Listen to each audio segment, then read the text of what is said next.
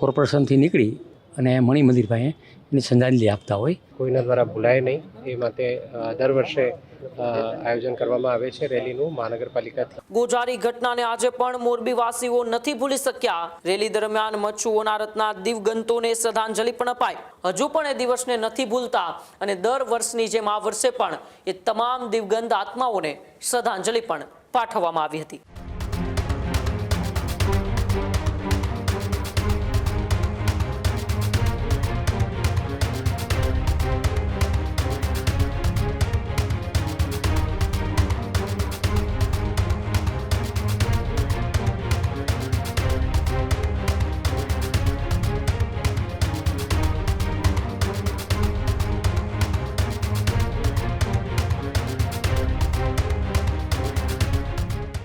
સમાચારમાં આગળ વાત કરીએ તો મોરબીની અંદર બનેલા મચ્છુ હોનારતને આજે 47 વર્ષ પૂર્ણ થયા. જી હા, મોરબી મચ્છુ હોનારતને આજે 47 વર્ષ પૂર્ણ.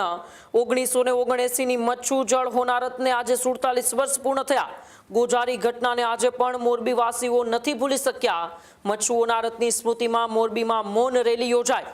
મોરબી નગરપાલિકા દ્વારા મૌન રેલીનું આયોજન કરાયું. બપોરે નગરપાલિકા કચેરીથી આ રેલીની શરૂઆત થઈ. મૌન રેલી મણિનગરના સ્મૃતિ સ્મારક સ્તંભ સુધી પહોંચી. રેલી દરમિયાન મચ્છુ હોનારતના દિવગંતોને શ્રદ્ધાંજલિ પણ અપાઈ. ત્યારે રેલી શરૂ થતાં નહેરુ ગેટ ખાતે 21 સાયરન પણ વગાડાયા. સાયરનના ગુંજારા સાથે મોરબીમાં ગમગીન માહોલ છવાયો. મચ્છુ હોનારતના મૃતકોની યાદમાં લોકોએ મૌન પણ પાળ્યું. મણિનગર ખાતે સ્મૃતિ સ્તંભ પર પુષ્પાંજલિ પણ અર્પણ કરાઈ.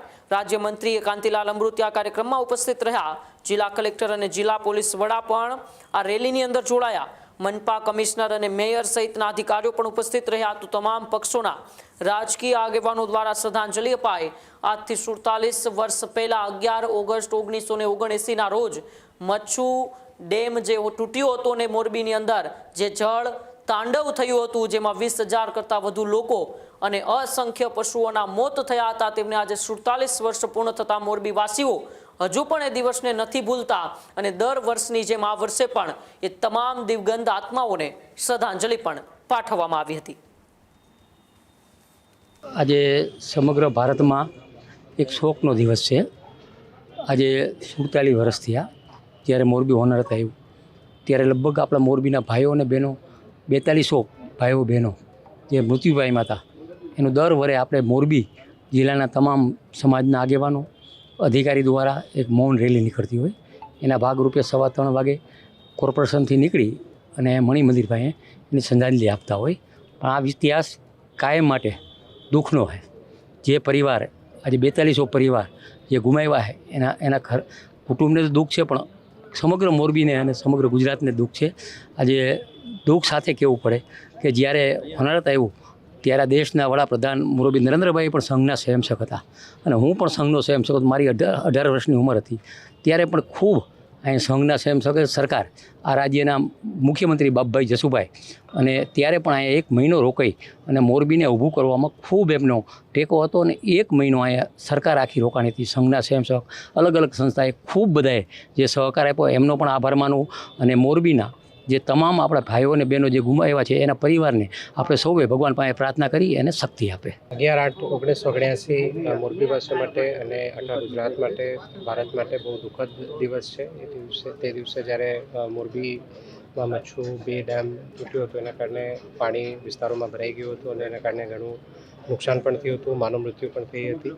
એ ખૂબ જ દુઃખદ ઘટના છે. એ ઘટના આપણી સ્મૃતિમાં હંમેશા રહે, કોઈના દ્વારા ભૂલાય નહીં એ માટે દર વર્ષે આયોજન કરવામાં આવે છે રેલીનું મહાનગરપાલિકાથી મણિ મંદિર સુધી. આજે પણ એ આયોજન હતું અને એમાં તમામ જે સામાજિક આગેવાનો, રાજકીય આગેવાનો બધા જોડાયા હતા અને વહીવટીતંત્રનો પણ આમાં સાથ હતો. આ જે યાદ છે બધાની યાદ, આ જે દુઃખદ યાદ છે, ઘટના છે, બધાના ધ્યાનમાં રહે એ પૂરતી આજની રેલી. ખેડૂત ભાઈઓ છે ખેતરમાં ડ્રોન ઉડાવતા હોય છે ત્યારે આપણે એક પ્રશ્ન સતાવતો હોય છે કે જે આપણે અત્યાર સુધી જીપીએસ ટેકનોલોજીવાળા ડ્રોન વાપર્યા છે, જેથી કરીને મોબાઈલ ટાવર છે અથવા તો હાઈ ટેન્શન લાઇન પસાર થતી હોય, કોઈ વૃક્ષો હોય, ત્યારે જે જીપીએસ ટેકનોલોજીવાળા ડ્રોન છે એમાં ટકરાય અને ટ્રેસ થાય છે.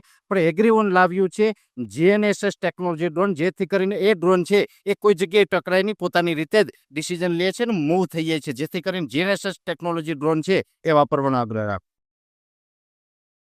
ત્યારે જ ન્યૂઝરૂમ ગુજરાતની યુટ્યુબ ચેનલને સબસ્ક્રાઇબ કરો અને ઇન્સ્ટાગ્રામ અને ફેસબુક પર ફોલો કરો. અપડેટ રહો, સત્યની સાથે રહો.